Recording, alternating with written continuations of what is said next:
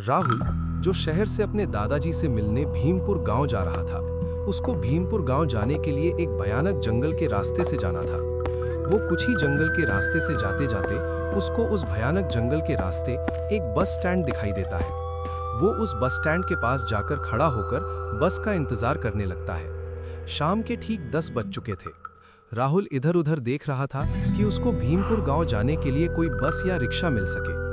जंगल से उसको डरा देने वाली आवाजें आने लगी। ये सब देख के राहुल बहुत ही डर जाता है। तभी अचानक दूसरी तरफ से एक इंसान एक हाथ में लालटेन लिए आने लगता है। क्या हुआ बेटा? इस भयानक जंगल के बस स्टैंड पे किसका इंतजार कर रहे हो? और तुम यहाँ अकेले हो क्या? तुम्हारे साथ और कोई नहीं है क्या? नहीं चाचा, मैं अकेला ही इस बस स्टैंड पे खड़ा हूँ। मुझे भीमपुर गांव अपने दादाजी से मिलने जाना है, इसीलिए मैं यहाँ किसी बस या रिक्शा का इंतज़ार कर रहा हूँ। लेकिन मुझे इस रास्ते से कोई भी गाड़ी आती हुई दिखाई नहीं दे रही है। बेटा, इतने रात को वो भी भीमपुर गांव? ये तो बहुत ही मुश्किल लग रहा है। तुम्हें इस रास्ते से भीमपुर गांव जाने के लिए अभी इस वक्त और इतने रात को कोई भी गाड़ी या रिक्शा नहीं मिलेगी। अगर तुमको कोई प्रॉब्लम नहीं है तो तुम आज की रात मेरे घर रुक सकते हो। मेरा गांव यहीं पास में है, चाहो तो तुम मेरे साथ चल सकते हो। कल सुबह होते ही तुम भीमपुर गांव अपने दादाजी से मिलने चले जाना। नहीं चाचा, मुझे किसी भी हालात में आज ही इसी वक्त भीमपुर गांव अपने दादाजी से मिलने जाना है, क्योंकि मेरे दादाजी की तबीयत बहुत ही खराब है। वो आखिरी सांसें गिन रहे हैं। अगर आज मैं उनसे नहीं मिला तो मैं कभी अपने दादाजी को नहीं मिल पाऊंगा।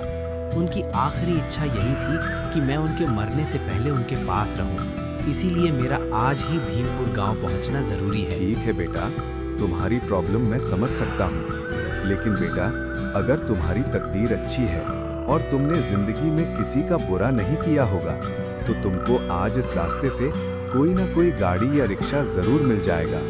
मेरा आशीर्वाद तुम्हारे साथ है। तुम अच्छे से भीमपुर गांव अपने दादाजी से मिलने जा सको। इतना बोल के वो इंसान वहां से चला जाता है। सामने भयानक जंगल और उस जंगल से अजीब तरीके से डरा देने वाले आवाजें आ रही थी। ये सब देख के राहुल डर जाता है। अचानक पीछे से एक रिक्शा आने लगती है। रिक्शा में पिछली सीट पे पहले से ही 2 लोग बैठे हुए थे। रिक्शा आते देख राहुल के मन से डर खत्म हो जाता है। राहुल कुछ सोचे बिना रिक्शा के सामने आके रिक्शा रोकने लगता है। भाई, मुझे भीमपुर गांव जाना है। मुझे आपके रिक्शे में आने दो। मैं यहाँ इस सुनसान जंगल के बस स्टैंड पर अकेला ही खड़ा हूँ। मुझे किसी भी हालात में आज ही भीमपुर गांव जाना है, तो क्या मैं आपके रिक्शा में आ सकता हूँ? अरे बेटा, मैं भीमपुर गांव की तरफ नहीं जा रहा हूँ। मैं तो इन 2 लोगों को उनके गांव छोड़ने जा रहा हूँ। ऊपर से मेरे रिक्शा में मैं 2 लोगों से ज्यादा 3 आदमी नहीं बिठाता। तुम एक काम करो, थोड़ी देर में इस रास्ते से कोई ना कोई बस या रिक्शा आ जाएगा। तुम उसी गाड़ी से आ जाना। लेकिन भैया, मैं बहुत देर से बस या रिक्शा की आने की प्रतीक्षा कर रहा था, लेकिन कोई भी गाड़ी, बस या रिक्शा मुझे नहीं मिला। आखिरकार आपका रिक्शा मुझे इस सुनसान भयानक जंगल के रास्ते में मिल गया। तो प्लीज मुझे आपके रिक्शा में आने दो। आपका रिक्शा जहां तक जाएगा वहां तक मुझे आने दो। उसके बाद मैं रिक्शा से नीचे उतर जाऊंगा।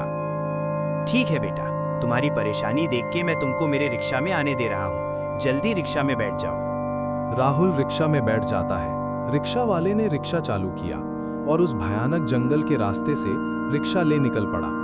जाते जाते जंगल से इधर-उधर से भयानक जोर-जोर से किसी जंगली जानवर जैसे जंगली भेड़िए की और उल्लुओं की आवाजें आ रही थीं। रिक्शा में बैठे सभी लोग ये सब देख के डर से कांपने लगे। तभी रिक्शा में बैठा राहुल बोला, भैया, ये किसकी आवाजें आ रही हैं? इस जंगल में तो मुझे कोई भी नहीं दिख रहा है, तो ये आवाज किस जानवर की हो सकती है? बेटा, ये किसी जंगली जानवर की आवाज नहीं है। ये तो इस जंगल में घूमते रहते उस काले साए की आवाजें हैं। जब किसी इंसान की बदबू उस साए को चली जाती है तो वो इंसानों को रोकने की कोशिश करता है। लेकिन तुम लोग डरो नहीं, मेरा तो इस रास्ते से रिक्शा चलाने के रोज का काम है। रिक्शा वाला ये बोल ही रहा था कि तभी रिक्शा के सामने बड़ी सी काली परछाई खड़ी हुई, जो 10 फीट लंबी थी। वैसे ही रिक्शा वाले ने तुरंत अपना रिक्शा रोक दिया। जैसे ही रिक्शा रुका, वो जंगल की काली परछाई ऊपर नीचे होने लगी। ये सब देख के रिक्शा में बैठे सभी लोग डर जाते हैं, सिवाय रिक्शा वाला छोड़ के, क्योंकि रिक्शा वाले को पता था कि ये उनका कुछ नहीं बिगाड़ सकता। भाई लोग, तुम लोग इस काले साए से डरो मत, ये हमें कुछ नहीं करेगा। ये तो बस हमारा रास्ता रोक के खड़ा हुआ है। ये हमारा कुछ नहीं करेगा, ये अपने आप हवा में गायब हो जाएगा। ये साया हमको सिर्फ डराने की कोशिश कर रहा है। इतना बोल के रिक्शे वाले ने तुरंत अपना रिक्शा चालू किया और उस काली परछाई के ऊपर से अपना रिक्शा आगे ले जाने लगा। जैसे ही रिक्शा उस काले साए के ऊपर से गई, वैसे ही वो परछाई हवा में गायब हो गई। देखा भाई लोग, मैंने बोला था ना कि ये काली परछाई हमारा कुछ नहीं बिगाड़ पाएगी। मैं रोज रात को किसी सवारी को लेकर इस रास्ते से आता रहता हूँ, इसीलिए मुझे इस जंगल के बारे में सब पता है कि इस जंगल में कौन हमें मारेगा और कौन हमारा कुछ नहीं बिगाड़ पाएगा। जैसे ही रिक्शा कुछ आगे जाता है, वैसे ही रिक्शा वाला अपना रिक्शा रोक देता है। लो बेटा, मेरा रिक्शा तुम्हें यहीं तक छोड़ सकता है। तुम्हें इसके आगे तुमको भीमपुर अकेले ही चलकर जाना होगा, क्योंकि मेरे रिक्शे में जो 2 लोग बैठे हैं उनको मुझे उनके गांव छोड़ने जाना है, तो तुम यहीं उतर जाओ। लेकिन रिक्शे वाले भाई साहब, मैं अकेला इस जंगल के रास्ते से भीमपुर गांव कैसे जाऊंगा? मुझे तो भीमपुर गांव का रास्ता भी पता नहीं है और रात के 10:30 बज रहे हैं और इतने सुनसान जंगल में मुझे आप अकेला छोड़ के जा रहे हो। प्लीज मुझे इस जंगल में अकेला छोड़ के मत जाओ, मुझे भीमपुर गांव के नजदीक छोड़ दो। प्लीज भाई, आपका मेरे ऊपर बहुत बड़ा एहसान होगा। बेटा, तुमने मुझे पहले ही बोला था कि जहाँ तक मेरा रिक्शा जाएगा वहाँ तक तुमको छोड़ दो, उसके बाद तुम चलकर ही भीमपुर गांव चले जाओगे। और ऊपर से मेरे रिक्शे में मैं 2 लोगों के ऊपर किसी तीसरे को बिठाता नहीं, लेकिन तुम्हारी परेशानी देख के मैंने तुमको मेरे रिक्शे में बिठा लिया। यहाँ से आगे तुमको चलकर ही जाना होगा, इसमें मैं तुम्हारी कोई भी मदद नहीं कर सकता। इतना बोल के राहुल रिक्शा से नीचे उतर जाता है और रिक्शा वाला अपना रिक्शा लेके आगे बढ़ने लगता है। रात के लगभग 10:20 हो चुके थे। अब राहुल जंगल में अकेला था। जंगल इतना डरावना लग रहा था कि मानो कोई वहां आ रहा हो। उस भयानक जंगल से जानवरों की, जंगली भेड़ियों की, उल्लुओं की आवाजें आ रही थी। ये सब देखकर राहुल बहुत डर जाता है। हे भगवान, ये मैं किधर फंस गया? यहाँ तो दूर दूर कोई इंसान तो क्या, कोई रोशनी भी नहीं दिख रही है। ऊपर से मुझे भीमपुर गांव का रास्ता भी पता नहीं है। ऊपर से मेरे पास तो आगे का रास्ता दिखाई देने के लिए मेरे पास टॉर्च भी नहीं है जो मुझे आगे का रास्ता दिखा सके। अब मैं क्या करूं, मुझे कुछ समझ नहीं आ रहा है। हे भगवान, मेरे मदद के लिए किसी फरिश्ते को भेज दो।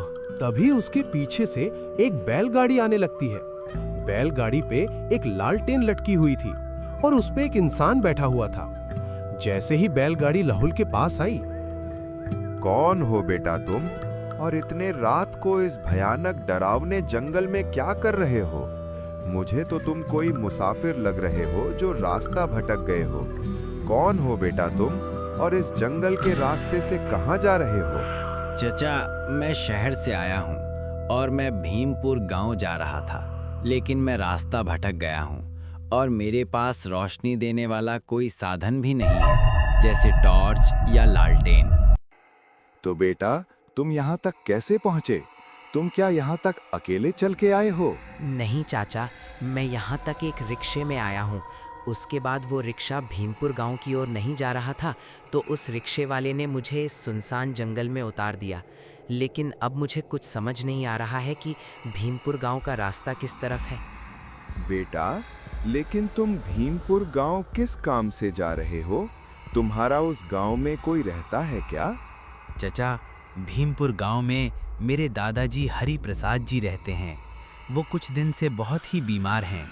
उन्होंने मुझे शहर में चिट्ठी भेजी थी कि वो बहुत ही बीमार हैं। इसीलिए मैं मेरे दादाजी को मिलने, उनकी आखिरी इच्छा पूरी करने भीमपुर गांव जा रहा हूँ। बेटा, हर प्रसाद जी तुम्हारे दादाजी हैं क्या? तो अब बेटा तुम किसी बात की टेंशन मत लो, क्योंकि मैं भी उसी गांव सोनापुर का रहने वाला हूँ। मैं तुम्हारे दादाजी के घर के पास ही मेरा घर है। आ जाओ बेटा, मेरे बैलगाड़ी पर बैठ जाओ। राहुल बैलगाड़ी पर बैठ जाता है। बैलगाड़ी धीरे धीरे उस जंगल के रास्ते से चलने लगती है। रात के 11 बज रहे थे। जंगल के झाड़ियों से किसी के चलने जैसी आहट उनको महसूस होती है, जैसे उनके बैलगाड़ी को कोई रोकने की कोशिश कर रहा हो। तभी अचानक किसी की जोर-जोर से चिल्लाने की आवाज उन्हें सुनाई दी। चाचा, इतने रात इस जंगल में कौन चिल्ला रहा है? बेटा, यहाँ से भीमपुर गांव की सरहद शुरू हो जाती है। ये भीमपुर गांव का जंगल है। इस जंगल में रात को काले साए घूमते रहते हैं। किसी भी इंसान को कभी भी ये काला साया अपनी ओर खींच सकता है। हम दोनों का नसीब बहुत ही खराब है जो हम इतने रात को, वो भी रात 11 बजे के बाद, वो भी इस भीमपुर गांव के जंगल से अकेले जा रहे हैं। भगवान को मेरा बस यही कहना है कि हमें सुख रूप हमारे गांव पहुंचा दो। चलते चलते थोड़ी देर बाद वो भयानक जंगल का रास्ता खत्म हो जाता है। कुछ सामने जाते ही भीमपुर गांव आ जाता है। सभी घरों के दरवाजे से रोशनी जगमगा रही थी। बैलगाड़ी भीमपुर गांव में पहुंच जाती है। जैसे ही बैलगाड़ी गांव के बीचों बीच पहुंचती है, बेटा, भीमपुर गांव आ गया। राहुल चुपचाप बैलगाड़ी से उतर जाता है। वहां से अपने दादा हरि प्रसाद के घर आ जाता है। वहां जाकर सारी घटना अपने दादा को सुनाई। जब दादा ने राहुल की पूरी बात सुनी, गंभीरता से दादा बोले, बेटा, वो बैलगाड़ी और वो आदमी आज से 3 साल पहले मर गया है। वो मेरा एक अच्छा दोस्त था। जंगल में उसकी मौत हो गई थी। ये सब बात सुनकर राहुल चौंक जाता है और बोलता है, दादा, वो आदमी नहीं था, वो एक आत्मा थी। क्या